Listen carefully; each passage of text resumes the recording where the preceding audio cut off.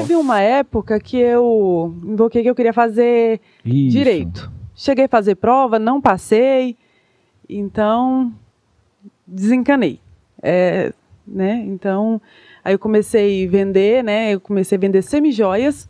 Depois montei uma loja de bijuterias. Acho que eu já até cheguei a falar no meu Instagram que eu já vendi bijuterias. Só que na cidade que eu morava era muito pequena. E a concorrência começou a ficar muito grande. Chegou o pessoal, os chineses lá e tomou conta de tudo. Tomou conta e eu tive que partir para outra coisa, né? Aí foi quando eu tive a ideia do sapato, que eu comecei a vender sapato. E aí você vendia, antes, quando você fazia as bijuterias, era de casa em casa, porta em porta, ou não? Não, eu era novinha, então o meu tio não deixava eu sair. Eu vendia na escola e em casa mesmo, no comércio do meu tio. Entendi. E aí, quando começou a chegar, você falou assim, então eu vou ter que pegar uma outra coisa para eu poder vender.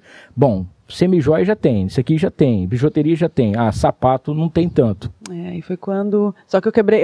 Antes de eu dar certo, eu dei muito errado, viu, Hamilton? Não, mas o que a gente quer saber é isso aqui. Como é que foi essa situação? Porque a gente pensa, hoje a gente vê você, assim, uma mulher consolidada, né? Pô, com seu esposo e a loja. Agora vai abrir mais uma loja junto com a sua irmã. A gente vai contar daqui a pouquinho um pouquinho mais sobre isso.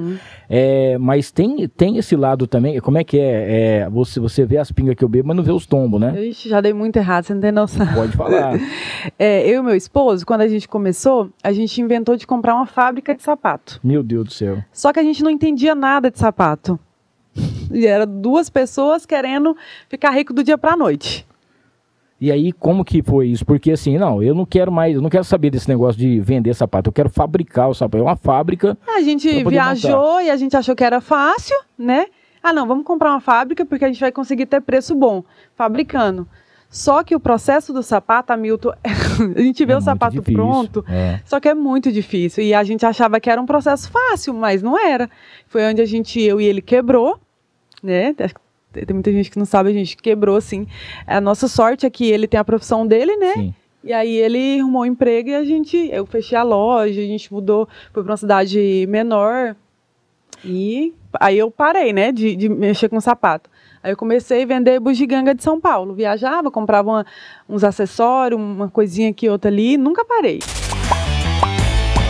E aí, gostou desse corte? Então não esqueça, se inscreva no canal, ative as notificações, dá aquele like e compartilha para todo mundo. O link para o episódio completo tá aqui embaixo. É só clicar e assistir.